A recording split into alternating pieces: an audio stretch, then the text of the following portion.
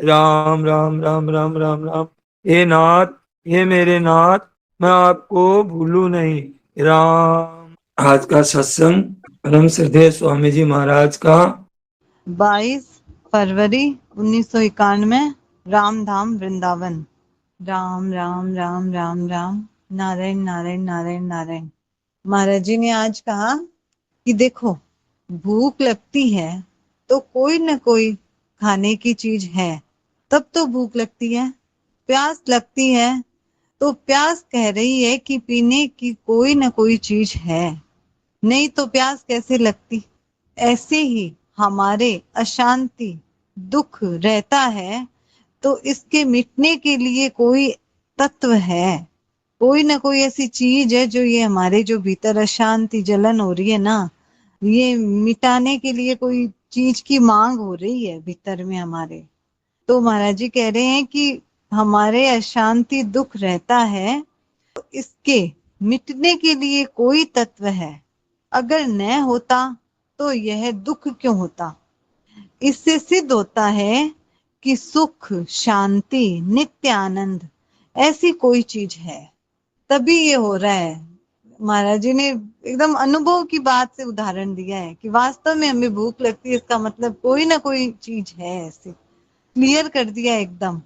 प्यास लगती है तो जल है तभी प्यास लग रही है, वरना कैसे लगती है हमें प्यास। तो महाराज जी कह रहे हैं कि अगर दुख अशांति हो रही है, कैसी जलन हो रही है, शरीर को लेकर हो रही है, चिंताएं होती है, सब तरह से हम दुख अशांति में, ये दुखालय बताया है भगवान ने गीता जी में। दुखालय में शाश्वत मतलब दुखों का घर है ये। तो यहाँ पे ये दुख होता है, अशांति होती है, तो इसका मतलब महाराज जी कह रहे हैं कि सुख है, शांति है, नित्य आनंद है, ऐसी कोई चीज है। इस भूख से ये मालूम होता है कि भूख होती है, इससे उसकी सत्ता सिद्ध होती है कि अन्न है, कहीं अन्न है, उससे हमारी भूख मिट सकती है। जल और प्यास है ना, एक जाति के हैं। भूख और अन्न ना एक जाति के होते हैं। अब ऐसी अशांति दुख जलन संताप हो रहा है ना, और शांति सुख आनंद भी एक तरह से एक जाति के हैं। क्यों? क्योंकि वो हो रहे हैं तो वो कहीं ना कहीं वो ऐसी चीज है, महान आनंद है जिससे हम प्राप्त कर सकते हैं उसको, और हमारी अशांति जलन ये मिट सकती है। तो महाराज जी कह रहे हैं उसकी आवश्यकता होती है हमें, आनंद की सुख की। तो महाराज जी कहते हैं उसी तत्व का नाम परमात्मा है। वो जो हमारी है ना जलन मिटाने के लिए दुख मिटाने के लिए, उसी तत्व का नाम परमात्मा है, जिससे ये सब तरह के दुख मिट जाते हैं। कौन से दुख? ये अशांति जलन संताप जितने भी तरह के दुख है, जो भगवान ने दुखालय बताया ना, दुखों के घर संसार को, वो सारे दुख, सब दुख किससे मिट सकते हैं? उस तत्व का नाम है परमात्मा। हमारे मिट सकते हैं सब दुख। तो महाराज जी कहते हैं कि जिससे ये सब तरह के दुख मिट जाते हैं, यम लब्ध्वा चापरम लाभम मन्यते नाधिकम ततः। जिस लाभ की प्राप्ति होने के बाद उसको उससे अधिक लाभ हो सकता है, ये उसके मानने में भी नहीं आता। मतलब वो किसी भी तरह से नहीं माने कि परमात्मा से बढ़कर कोई हो सकता है क्या। आनंद सुख शांति कहीं पर भी मिल सकती है क्या? नहीं मिल सकती। तो कि वो यम लब्ध्वा चापरम लाभ, उससे अधिक लाभ उसके मानने में भी नहीं आता है। और गुरुणापि विचाल्यते, वो बड़े भारी दुख से, गुरु नापी दुख, गुरु नापी विचाल्यते, बड़े भारी दुख से भी विचलित नहीं किया जा सकता। कितना भी बड़ा भारी उसके जीवन में दुख आ जाए, वो दुखी नहीं होगा। क्यों? क्योंकि उसको बहुत परम प्रेम की आनंद की उस तत्व की प्राप्ति हो जाती है। उस लाभ का उसको पता चल जाता है कि अरे ये तो छोटी मोटी बातें हैं, बहुत बड़ा लाभ है उसके पास में। तो वो उस बड़े भारी दुख से भी विचलित नहीं किया जा सकता। दुख उसके पास पहुंचता ही नहीं है, और सुख कभी कम होता ही नहीं। ऐसी स्थिति है। महाराज जी बता रहे हैं, अपने को लक्ष्य करा रहे हैं कि ऐसी कोई चीज है भूख है तो इसका मतलब अन्न है, प्यास है तो इसका मतलब जल है, तभी हमें प्यास लग रही है। अब दुख, अशांति, संताप हमारे भीतर में जलन हो रही है तो इसका मतलब महान सुख है, आनंद है, जिससे ये हमेशा के लिए मिट सकते हैं। ये बात कह के महाराज जी हमारा उसकी तरफ लक्ष्य करा रहे हैं कि वो परमात्मा तत्व है जो आपको, उससे आप प्राप्त होने के बाद में उससे अधिक लाभ हो नहीं सकता, आप उसके मानने में भी नहीं आएगा, और वो बड़े भारी दुख से भी विचलित नहीं किया जा सकता। महाराज जी कह रहे हैं कि ये जो स्थिति है ना, ऐसी स्थिति है। भगवत गीता में ये श्लोक आया है, 6 अध्याय का 22वां श्लोक। यम लब्ध्वा चापरम लाभम मन्यते नाधिकम ततः यस्मिन् स्थितो न दुःखे न गुरुणापि विचाल्यते। ये गीता भर में 1 नंबर का श्लोक है। महाराज जी ने 1 नंबर का श्लोक बताया है। एक ही ये साधक के, ये कसौटी है, ये कसौटी है साधक के लिए। मतलब महापुरुषों ने, उनको अनुभव साफ साफ दिख रहा है, लेकिन हमारी अपनी स्थिति देखने से ऐसा लगता है कि हम इधर से तो एकदम निराश हो गए हैं परमात्मा की तरफ से। और जो चीज हमारी जाति की नहीं है, हमारी जाति की नहीं है, हमारा मतलब उससे कोई संबंध ही नहीं है, उसके पीछे पड़े हुए हैं। वो मिलने वाला है नहीं। कोई आदमी हमारे साथ रहा, पहले साथ नहीं था, कुछ दिन साथ रहा चला गया, हम रोते हैं। पहले साथ था ही नहीं, बीच में मिल गया चला गया, तो उसके लिए तो हम दुखी होते हैं, याद करते हैं, रोते हैं। और जो हमारे कभी साथ था ही नहीं, बीच में मिला था, हमने समझ घुल मिल गए, ऐसे ही हम रहेंगे। ऐसे कौन रहेगा बताओ, किसके पास क्या चीज रहेगी? जब हम टोटल निकालेंगे तो हमारे साथ में क्या चीज रहेगी? संसार की तो कोई चीज रहेगी नहीं, जीरो आएगी, कोई नहीं, कुछ नहीं मिला। और मिला परमात्मा का, वो कहते हैं, महाराज जी कहते हैं कि जितने भी प्राणी है ना, मनुष्य मात्र परमात्मा को प्राप्त कर सकता है। उधर तो निराश हो गए हम, और इधर में हम लोग आशा लगा के बैठे, जो आशा पूरी होने वाली नहीं है। चलाइए बात। ताजी ये कसौटी वाली बात बताइए कि ये साधक की कसौटी कैसे है इस श्लोक से। यम लब्ध्वा चापरम लाभम मन्यते नाधिकम ततः यस्मिन् स्थितो न दुखेन गुरुणापि विचाल्यते। महापुरुषों का अनुभव, भगवान का अनुभव बता रहे हैं इस श्लोक में कि इतना बड़ा लाभ मिल सकता है कि उस लाभ से वह विचलित नहीं होता। कसौटी क्या है? जो लगे हुए हैं भगवान के, भगवान में लग गए हैं, उनके कहो कि तुमको काट देंगे, मार देंगे, बोले कि क्या फर्क पड़ता है?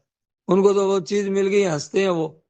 एक यहाँ रतनगढ़ में एक संत रहते थे, तो यहाँ के रतनगढ़ वासियों ने कहा उस संत से कि आप वहां महाराज साधुल सिंह जी के पास जाइए, गंगा सिंह जी के बाप के पास, जो बड़े दानवीर थे, और वो पूरा वो क्षेत्र, मतलब उसके राजा थे वो, जिसको जो चाहे संपत्ति दे देवे। तो बोले गोचर भूमि निकालने के लिए रत्नगढ़ के चारों तरफ और गोचर भूमि छुड़वा करके, और इतनी इतनी जगह गोचर भूमि के लिए दे दीजिए। तो वो जाना नहीं चाहते थे, और वो अपने भजन में रहते, यही उनका ठीक था। उधर में जब ज्यादा आग्रह हुआ तो वहां सूचना दी गई कि महाराज आना चाहते हैं और आपसे बात करने के लिए, साधुल सिंह जी गंगा सिंह जी से।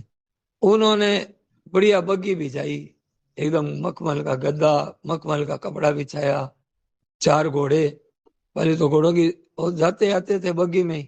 तो उसका जो मंत्री था उसको भेजा लेने के लिए कि बड़े आदमी, बड़े संत आ रहे हैं। तो बीच में रास्ते में वो कहता है, वो जा रहे हैं मन, मतलब उनको मन नहीं है, पर वो गायों के लिए जा रहे हैं कि भाई गोचर भूमि चारों तरफ छुड़वा देवे। तो रास्ते में वो मंत्री बोलता है, क्यों ऐसे कभी बग्गी देखी है, कभी बैठे हो? इतना बढ़िया मखमल का गद्दा जना। वह कहेगा कब है तो के ज्यादा कहो, ज्यादा जना कहेगा मैं कुलडी में बैठे हूँ, जहाँ गंदगी होती है ना, उसके अंदर मैं बैठा हूँ, मैं मेरे समय पार कर रहा हूँ, जैसे तैसे मैं गायों के लिए जा रहा हूँ। ये सब भोग विलास यम लब्ध्वा, क्योंकि वो लाभ मिल गया ना। अभी ये संसार के बड़े बड़े महल, बड़े बड़े भोग, इंद्र का राज भी सब फीका है उसके लिए, सब ऐसा लगता है कि कुछ भी नहीं है। एक और बात बताई, इतना लाभ मिल जाता है ना, तो महाराज जी के साथ रहते थे चिमन राम जी महाराज, यही रतनगढ़ में शरीर शांत हुआ था उनका, जहाँ हम लोग कल गए थे ना, वो स्थान है वहीं रहते थे। तो म शरीर अब शांत हो रहा है, मतलब। और वो, हाँ, एक एक बार वो कहीं गए थे किसी के, तो संत के यहाँ आश्रम में गए थे, तो बोले कि आप ऊपर जाके सो जाइए, ऊपर बढ़िया बनाया हुआ है चौबारा, मतलब एक कमरो बनाए दो ऊपर, बढ़िया एकदम एक मायने सोफा वगैरह लगाई, जो भी गद्दा वगैरह अच्छे, और पूरा वो कहते हैं ना कि ऊपर को क्या कहते हैं, कई चीजें लगाई हुई थी उसमें, और बड़ा सजाया हुआ था। तो उनको नींद ही नहीं आई रात, तो वो नींद ही नहीं आई। सेठ जी के पास में कोई भोजन करता ना मीठा, वो मीठा ही नहीं लगता, इतना प्रभाव था सेठ जी। सोचो, कल्पना करो कि वो प्रभाव इतना था कि पास में, और वो चीज उनको, संसार का जब हमें स्वाद आएगा ना, तो वो स्वाद का पता नहीं चलता है, यम लव दुआ वाला। संसार का जब सुख अच्छा लगता है, भोग अच्छे लगते हैं, मान सम्मान अच्छा लगता है, तो परमात्मा की बात अच्छी नहीं लगेगी, परमात्मा की बात सुहाएगी नहीं। वो कहता है क्या कर रहे हैं, क्या सुबह सुबह का टाइम है, एकदम मिश्री नींद आती है सुबह सुबह, और कहाँ ये इसमें ये लोग क्या ज्ञान छांट रहे हैं, पता नहीं है। नारायण नारायण, बोलो भाई। नारायण नारायण। तो महाराज जी ने कहा कि ये जो गीता भर में ये जो श्लोक है ना, यम लब्ध्वा चापरम लाभम, ये 1 नंबर का श्लोक है। एक ही ये श्लोक है, ये साधक के लिए कसौटी है ये श्लोक। किंचन मात्र भी दुख होता है ना, अगर महाराज जी कह रहे हैं, तो अभी तक वहां पर पहुंचे नहीं है। अगर हमारे भीतर में किंचन मात्र भी दुख होता है ना, तो अभी तक पहुंचे नहीं है हम वहां पर। अशांति में फर्क नहीं पड़ा है और शांति की पूर्ति नहीं हुई है, तो अभी कुछ न कुछ कमी है।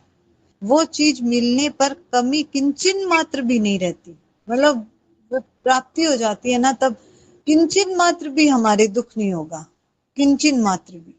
तो महाराज जी कह रहे हैं कि क्योंकि कमी है ही नहीं वहां पर, हो सकती ही नहीं, उस तत्व में कमी है ही नहीं, और उस हो सकती नहीं। महाराज जी कह रहे हैं कि वो जो तत्व है ना, वो प्राप्त करना मनुष्य मात्र का वास्तविक कर्तव्य है। कर्तव्य क्या है, जैसे महाराज जी ने कल कहा ना कि जो काम करना है वो काम कर लो, यहाँ रहते हुए भी कर लो, और भगवान के धाम में जाने के बाद भी काम कर लो। कौन सा काम? कि परमात्मा से प्रेम कर लो, परमात्मा की प्रेम की प्राप्ति कर लो। और यहाँ पे महाराज जी कह रहे हैं कि कर्तव्य क्या है? एक ही कर्तव्य है कि परमात्मा की प्राप्ति कर लो। वास्तविक कर्तव्य है मनुष्य मात्र का, इसका लक्ष्य वही है। इस शरीर का, इस मनुष्य शरीर का लक्ष्य केवल परमात्मा की प्राप्ति है, उसकी पूर्ति करना।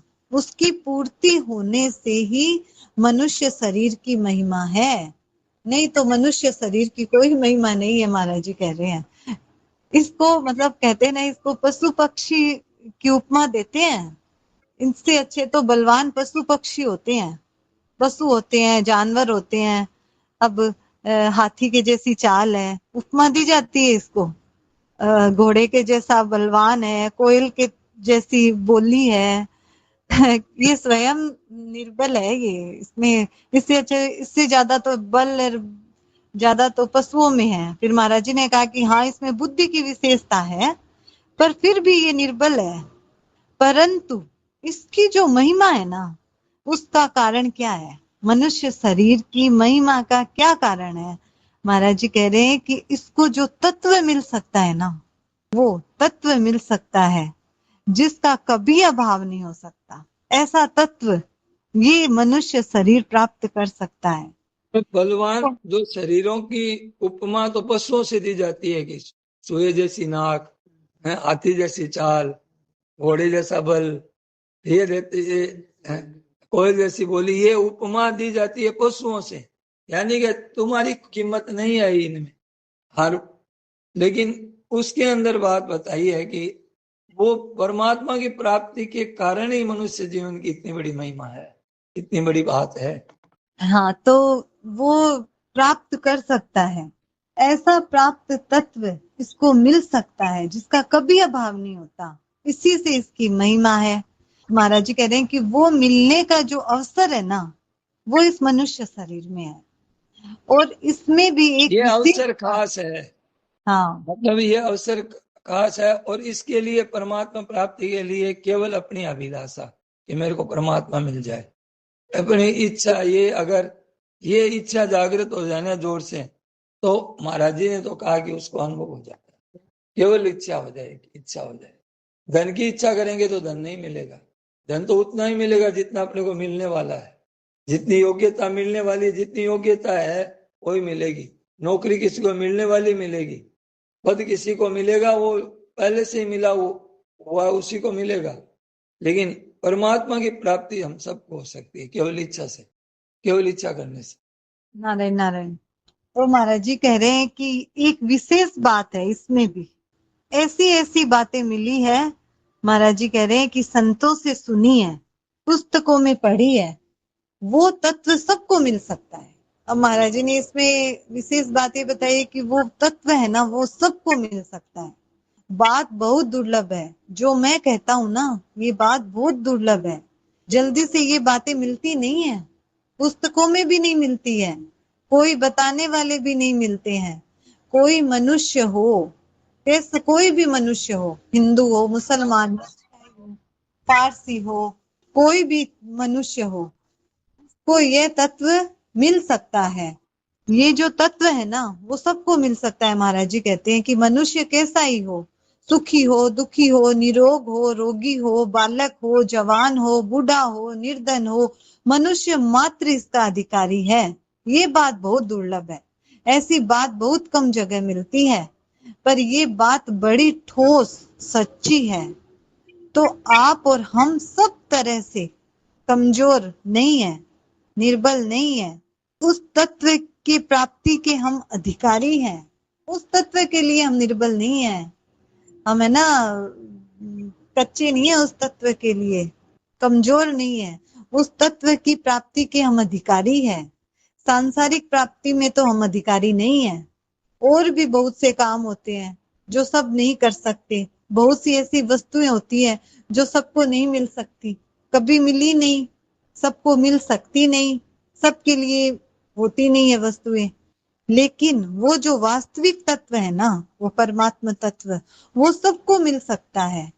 इसमें कारण क्या है? महाराज जी कह रहे हैं कि इसमें कारण ये है कि ये जो हम है ना, हम उसी के ही अंश हैं, हम उसी के ही हैं। इस वास्ते अपने अंश से वह मिल सकता है। जैसे माँ की गोदी में बालक का अधिकार है, माँ की गोदी में जब बालक का पूरा अधिकार होता है, माँ की गोदी में बालक बैठ सकता है, उस तत्व को प्राप्त कर सकते हैं हम।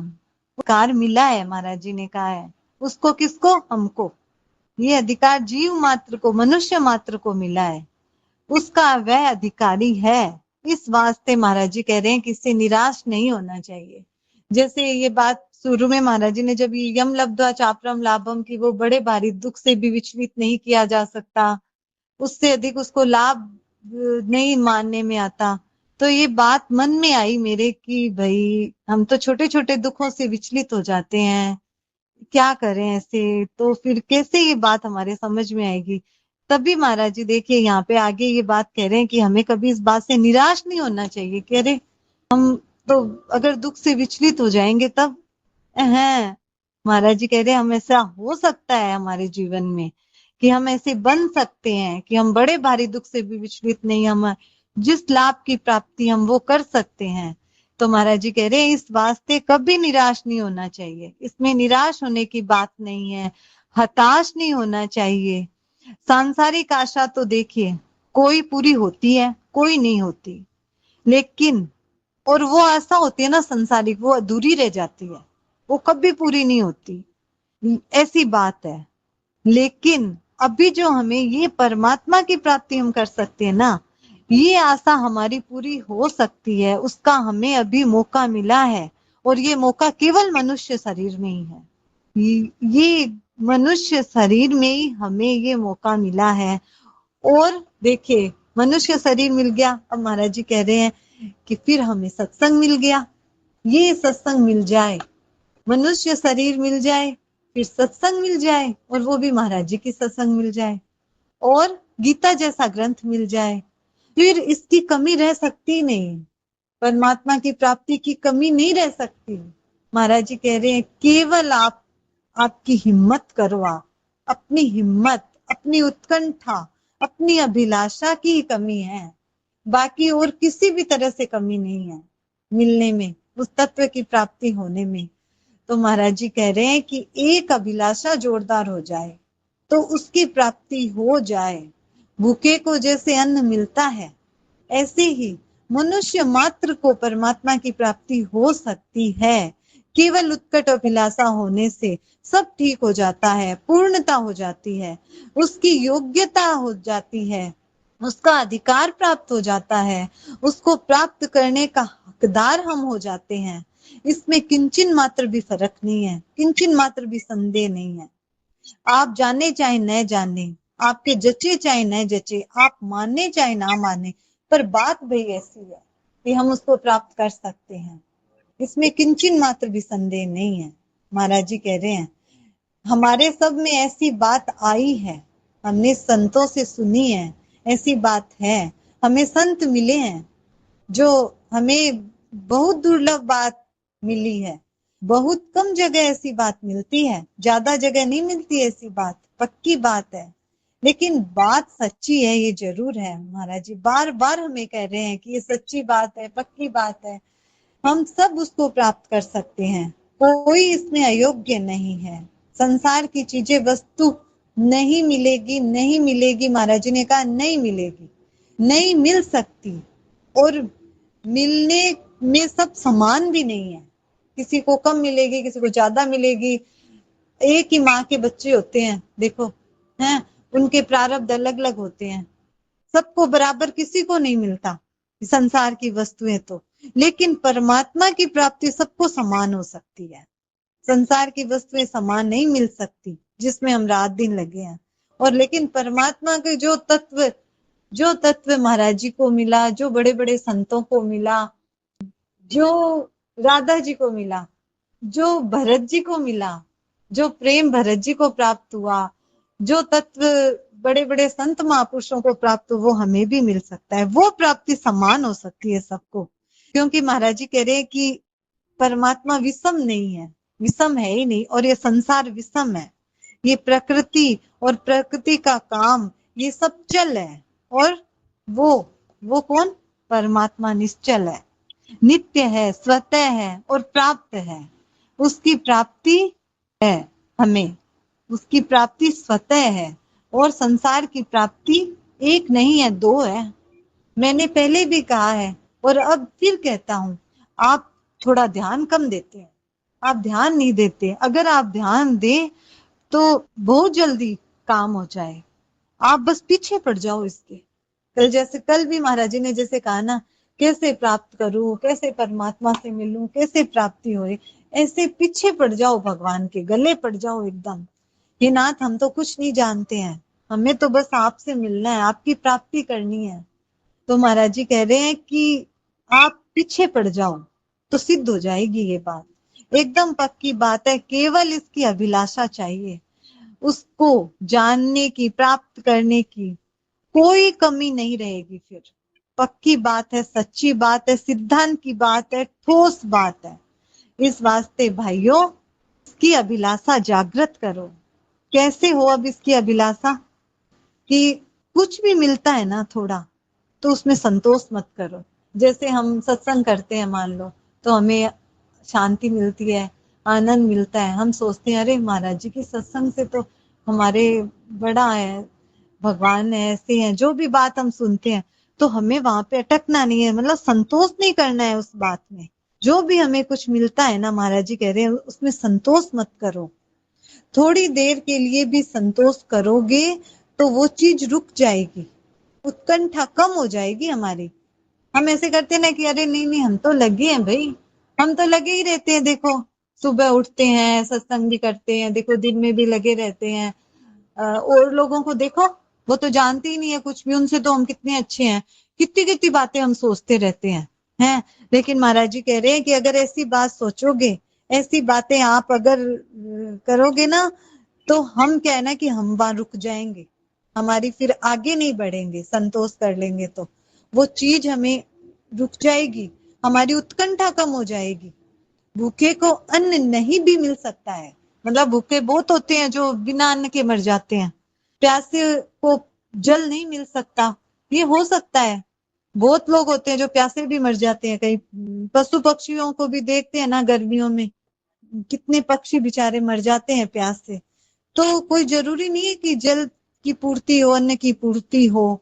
जाड़ा लगे तो कपड़ा नहीं भी मिले, आवश्यकता की पूर्ति नहीं भी हो संसारिक, लेकिन परमात्मा की पारमार्थिक की आवश्यकता तो पूर्ति होती ही है। इसकी कभी नहीं होएगा कि हम भगवान के बिना मर गए क्या, कोई कभी नहीं सुना। इतने भक्तों के चरित्र पढ़े हैं, वो कितने कितने दिनों तक भगवान के लिए रोते रहे, भूखे रहे, लेकिन भगवान आए ही आए उनके पास। कोई नहीं मरा भगवान के बिना। दशरथ जी की बात आती है।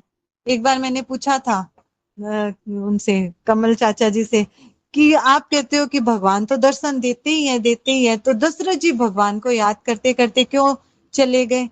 तो उन्होंने कहा कि दशरथ जी ने तो यही मांगा था भगवान से कि मनी बिनु फनी, जिमी जल बिनु मीना, मम जीवन तिमि तुम्हें ये दीना। कि मैं आपके बिना मर जाऊं भले, लेकिन मैं आपके बिना नहीं रह सकूं, ऐसी वरदान मांगा था उन्होंने। तब दशरथ जी चले गए, वरना दशरथ जी भगवान नहीं जाते। तो हम भगवान की प्राप्ति नहीं हो, ऐसा हो ही नहीं सकता। ये पूर्ति तो होगी ही। अब बोलते हैं कि ये पूर्ति कैसे होगी भाई, इसमें क्या बड़ी बात है? क्या बात है कि ईश्वर अंश जीव अविनाशी, ईश्वर अंश है, ये भगवान का ही है, हम उन्हीं के ही हैं। ममई वांसो जीव लोके, भगवान ने कहा है कि मेरा अंश है। अमृतस्य पुत्रः, तीन तीन बातें बता दी, तीनों की अलग अलग जगह की, रामायण की, गीता की, अमृतस्य पुत्र उपनिषद की बात है। तो ऐसी बात है, उसके ऊपर हमारा अधिकार है, वो हमारे को बिल्कुल मिल सकता है, बिल्कुल मिलते हैं भगवान हमें, इसमें संदेह नहीं है। अपूर्णता हमें दिखती है खाली, अपूर्णता रह सकती नहीं, अपूर्ण तत्व नहीं है। अब जैसे महाराज जी ने कहा कि कोई भाव रूप नहीं हो तो उसका अभाव पूर्ण नहीं होगा। वो तो सत रूप आनंद रूप तत्व एकदम सच्चित आनंद है। तो उसका इस वास्ते हमें उसमें हताश नहीं होना चाहिए। महाराज जी कह रहे हैं कि आप निराश मत होइए, आप हताश मत होइए। संसार की आशा करके तो गलती की है हमने, ये संसार की आशा कभी पूर्ण होने वाली नहीं है। आशा रखना ही ये गलती हो गई बड़ी भारी। आशा रखते हैं संसार की, महाराज जी रोज कहते हैं ना कि धन की आशा करते हैं, बेटे पोतों की आशा करते हैं। कल ही महाराज जी ने कहा था कि किराया आ जाएगा, व्यापार की है, व्यापार इतना हो जाएगा, बैंकों में इतने जमा हो गए, ठीक है बुढ़ापे में आराम से बुढ़ापा निकल जाएगा। मतलब बुढ़ापे की तो इतनी तैयारी की है, लेकिन अब जानने के बाद में मरने की क्या तैयारी की है, मरने के बाद की क्या तैयारी की है हमने?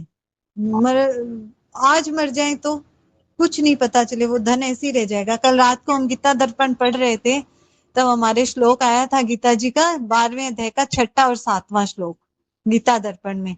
तो जब वो पढ़ रहे थे ना, तो उसमें आया कि भगवान मृत्यु रूप संसार से भगवान कहते हैं कि मैं शीघ्र ही उद्धार करने वाला बन जाता हूँ।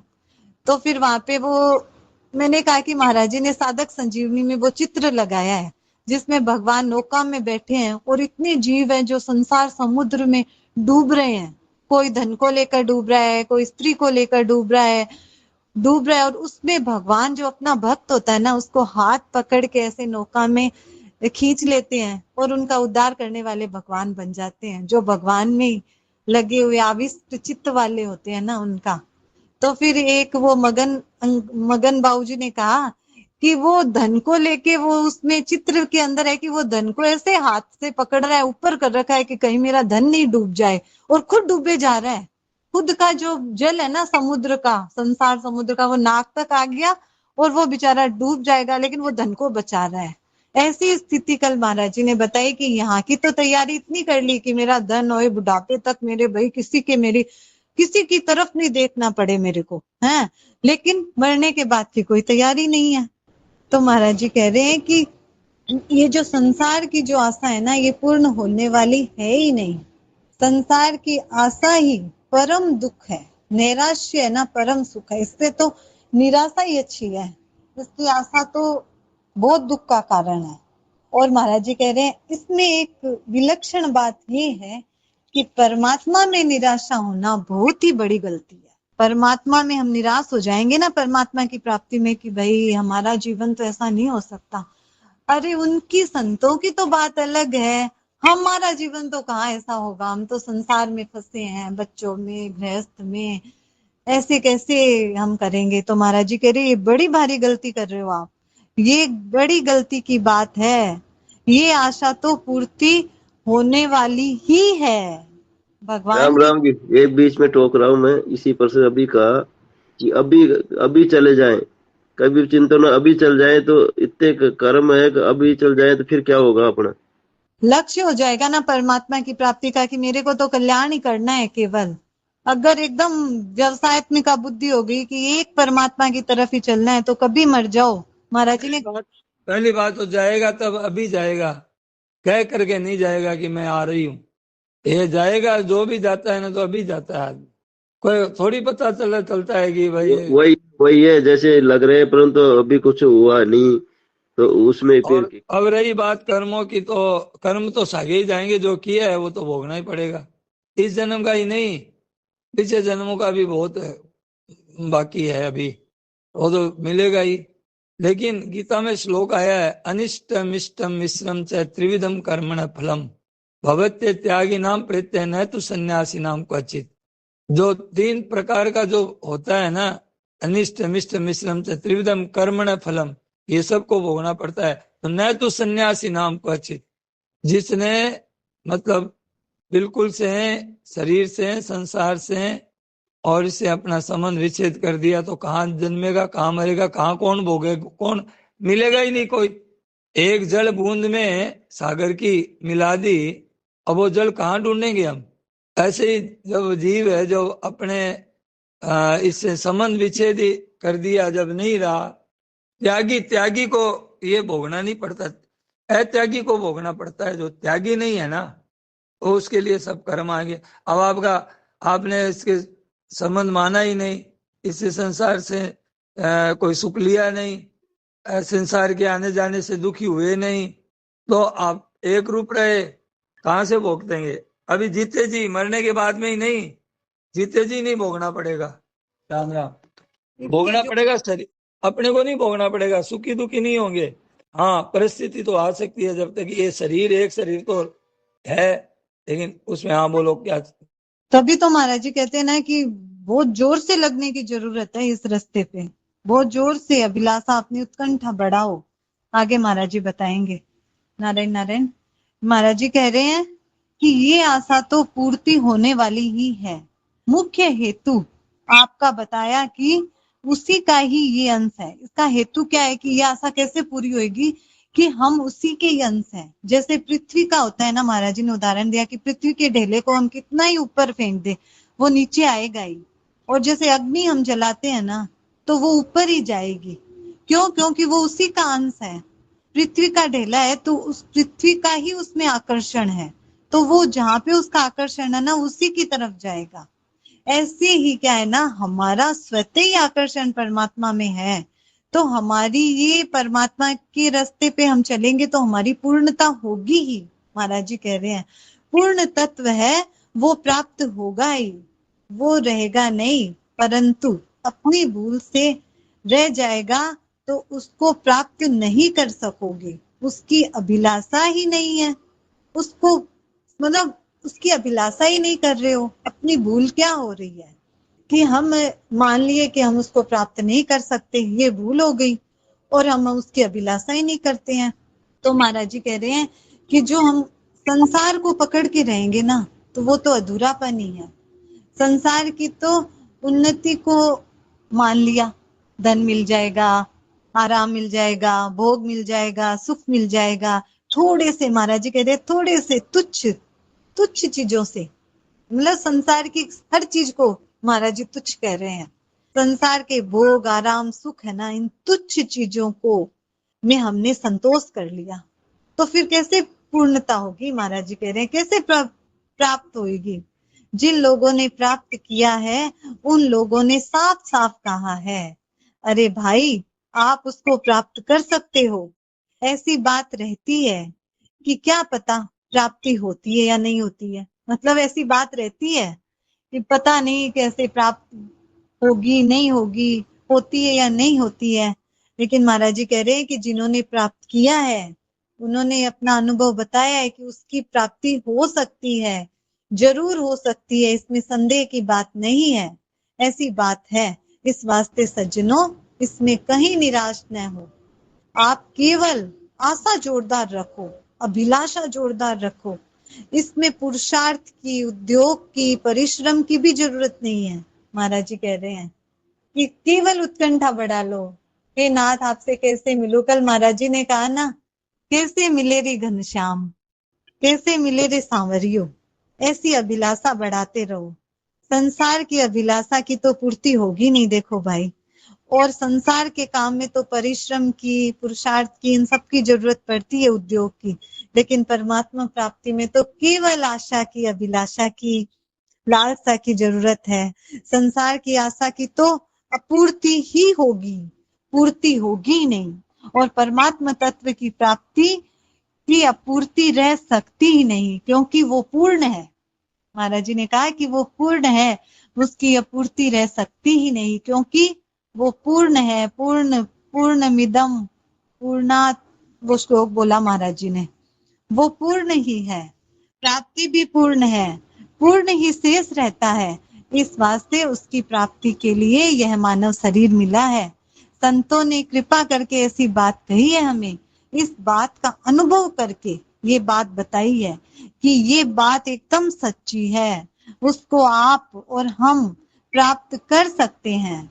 आप में और हम में वो योग्यता है, अधिकार है, इसमें किंचन मात्र भी संदेह नहीं है। इस वास्ते हरेक भाइयों को चकंठा पूर्वक इसमें लग जाए। पारमार्थिक मार्ग में तो संतोष नहीं करना चाहिए और सांसारिक मार्ग में संतोष करना चाहिए। संसारिक जो चीजें मिली है, जो मिला है, मान लो संसार में हमारे प्रारब्ध के अनुसार जो भी मिला है, स्वदारे भोजने धने, अपने पुत्र स्त्री परिवार आदि जो भी हमें मिला है, भगवान का दिया हुआ बहुत अच्छा मानकर उसमें संतोष करना चाहिए। जो मिला है ठीक है, धन में संतोष करना चाहिए, और मिले नहीं करना चाहिए, और मिले। और परमात्मा की प्राप्ति में अगर हम संतोष कर लेंगे ना, तो ये बहुत बड़ा विघ्न है। महाराज जी ने आज कहा बड़ी भारी बाधा कर लेंगे हम। पारमार्थिक मार्ग में किस किस ने बताया महाराज जी ने, पारमार्थिक मार्ग में, स्वाध्याय में, जप में, दान में कभी भी संतोष नहीं करना चाहिए। ये बड़ी भारी मूर्खता होगी अगर हम संतोष कर लेंगे तो। फिर महाराज जी ने कहा कि भजन पाठ नित्य नियम जब करते हैं हम, नियम होता है भाई, सबका ही नियम होता है कि जब ध्यान माला फेरते हैं, जब करते हैं, अपना नित्य नियम करते हैं, तो महाराज जी कहते हैं कि वो पूरा हो गया है। तो हम क्या करते हैं कि माला रख देते हैं, पुस्तक रख देते हैं, आज का काम तो हो गया, भगवान के ऊपर एहसान कर दिया भाई, लो भगवान आपके ऊपर एहसान कर दिया है, इतनी माला फेर ली, इतना जप कर लिया, इतना पाठ कर लिया, गीता याद कर ली हमने, तो अब क्या काम है, अब हो गए हम तो फ्री। महाराज जी कह रहे हैं कि ये बड़ी भारी आप मूर्खता है, ये आपकी बहुत बड़ा भारी विघ्न है ये आप में। और रुपए में संतोष करते हैं क्या, लाख मिल जाए तो करोड़ मिले, और मिले, उसमें लगे रहते हैं, तो ये बड़ी भारी गलती करते हैं। उसमें संतोष नहीं करके गलती करते हैं, और नित्य नियम जप ध्यान में हम है ना संतोष करके गलती करते हैं। तो महाराज जी कह रहे हैं कि भोगों की प्राप्ति में, संग्रह में तो संतोष करते नहीं है, और पारमार्थिक मार्ग में संतोष करके बातें करते हैं। सत्संग की बातें कर ली, सुन ली, पाठ कर लिया, जप कर लिया, नित्य नेम पूरा हो गया, अब कुछ काम नहीं है, अब कुछ काम, अब हिजाब छोड़ दो, तो हो गया अब आज का तो काम।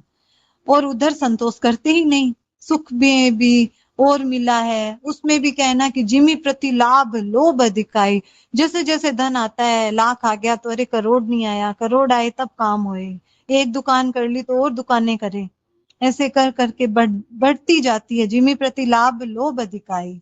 अब महाराज जी कह रहे हैं कि जो नष्ट होने वाला है ना, मतलब जो नष्ट हो जाएगा वो रहेगा ही नहीं, उसमें तो हम संतोष करते नहीं। और पारमार्थिक मार्ग है ना, वो कभी नष्ट नहीं होगा, उसमें हम उसके समान कोई लाभ नहीं है, उसमें हम लोभ करते नहीं है। लोभ को तो हमें इधर लगाना चाहिए कि अरे आज हमारी सुबह सुबह ही मान लो माला हो गई, तो आज तो हमारी 10 माला हो गई, तो अरे अभी तो बहुत समय, आज तो हम इतनी माला और कर सकते हैं। आज हमने इतनी सत्संग कर ली, तो आज एक प्रवचन सुन लिया तो और प्रवचन सुन सकते हैं। ऐसे करके दिन भर हमें है ना इसमें लगा रहना चाहिए, और लाभ ले और लाभ ले, इसमें लोभ बढ़ाना चाहिए। महाराज जी ने कहा, महाराज जी कहते हैं ना अपने प्रवचन में कई बार कि जैसे दुकानदार होता है, वो दुकान खोलता है तो सुबह सुबह मान लो वो रोज 1,000 रुपए की बिक्री करती आती है उसके, और मान लो एक दिन दुकान खोला और सुबह सुबह ही 1,000 रुपए की बिक्री आ गई, तो वो कोई दुकान बंद थोड़ी कर देता है अपनी, वो तो और उत्साह से बैठता है कि अरे आज सुबह सुबह ही बिक्री आ गई, तो वो दिन भर दुकान खुली रखता है, बंद कर नहीं करता है वो। ऐसे ही हमें अगर सुबह सुबह ही हमारे नित्य नेम करके हम फ्री हो जाते हैं कि आज का काम तो हो गया, आफत छुट्टी है, लेकिन सुबह सुबह हो गया तो बहुत अच्छी बात है, अब दिन भर और भजन करेंगे और बातें करेंगे और सत्संग करेंगे। तो महाराज जी कह रहे हैं कि इसमें संतोष नहीं करना चाहिए, इसमें तो लोभ और बढ़ाना चाहिए, इधर लगाना चाहिए। जो खास है, सही रास्ते है, उसमें तत्परता से लग जाओ, और जो सही रास्ता नहीं है, ये संसार के जो रास्ते हैं धन कमाने का, भोगों का, ये जो गलत रास्ता है, इसमें हम तत्परता से लगे रहते हैं, रात और दिन लगे रहते हैं, और किसी को कुछ नहीं मिला, इसमें कभी पूर्णता नहीं मिली। महाराज जी कह रहे हैं इस रास्ते में पूर्णता किसी को नहीं मिली और मिल भी नहीं सकती, और उस रास्ते में पूर्णता मिली है, संतों ने कहा है, ये प्रमाणित है, अनुभव किया है संतों ने। क्या कहा है संतों ने? शरणे आयो बहुत सुख पायो, संतों ने एकदम क्लियर कहा है। और कई लोग है ना, वो गए थे, वो सिकंदर आदि कई नाम बताते हैं महाराज जी की, वो हाथ खाली के जीवन भर कमाया, लेकिन अब जा रहा हूं हाथ में कुछ भी नहीं है। सिकंदर जब चला दुनिया से तो दोनों हाथ खाली थे, पूरे मतलब जीत लिया था सबको, लेकिन अंत में उसने कहा कि मेरे पास कुछ नहीं है, कुछ नहीं बचा उसके पास। लेकिन संतों ने ये बात कही है कि शरणे आयो, किसकी? भगवान की शरणे आयो और बहुत सुख पायो, जन्मों जन्मों की भूख मिट गई, अनेक जन्मों की भूख सदा के लिए मिटी है, ऐसा संतों ने अनुभव किया है। ऐसी बात है सज्जनों, केवल उत्कंठा बढ़ाओ, केवल उत्कंठा बढ़ाओ, और संसार की पूर्ति में, छोटी छोटी पूर्ति में हम राजी हो जाते हैं। थोड़ा सा धन मिल गया, थोड़े से नए कपड़े खरीद लेते हैं, उनको पहन के राजी हो जाते हैं, सुखी हो जाते हैं, अरे वाह बहुत बहुत आनंद, बहुत मजे लिए, बहुत सुख आनंद आया। तो वो भूख लगी हो ना, तो क्या है ना कि ये जो कुछ कुछ खाते रहते हैं ना, जैसे माँ कई बार कहती है कि कुछ खाते हो ना तभी अच्छे से भोजन नहीं कर रहे हो, तभी अच्छे से भूख नहीं लगती है। अगर थोड़ी देर कुछ नहीं खाए ना हम, और खूब अच्छे से भूख लगती है, तो भोजन बहुत अच्छे से करते हैं बैठ के, और कुछ खाते रहते हैं दिन भर ना, तो भूख भी अच्छे से नहीं लगती है। तो ऐसे ही क्या है ना कि हम कहना कि इस संसार के छोटे छोटे सुख, महाराज जी कहते हैं थोड़े थोड़े सुख में राजी हो जाते हैं, तो असली भूख जागृत नहीं होती है, असली अभिलाषा है ना वो हमारी जागृत नहीं होती है। और वो अगर अभिलाषा बड़ी जोर से हो और फिर पूर्ण होकर के ही छूटती है, महाराज जी कहते हैं वो पूर्णता आएगी ही। संसार की तो पूर्ति होगी नहीं, परमात्मा की अपूर्ति कभी नहीं होगी। इस वास्ते तत्व को प्राप्त करने में कभी निराश नहीं होना चाहिए, खुद को कभी निर्बल नहीं मानना चाहिए, कभी अनाधिकारी नहीं मानना चाहिए। उस तत्व के अभिलाषी हो तो उस तत्व की प्राप्ति होगी ही। क्यों होगी? वापिस महाराज जी बता रहे हैं कि ईश्वर अंश जीव अविनाशी, हमारा हक है, हम ईश्वर के अंश है, चेतन है, अमल है, सह सुख राशि है, अविनाशी है, और संसार तो विनाशी है। विनाशी से अविनाशी की भूख कैसे मिटेगी? अविनाशी की भूख तो अविनाशी से ही मिटेगी।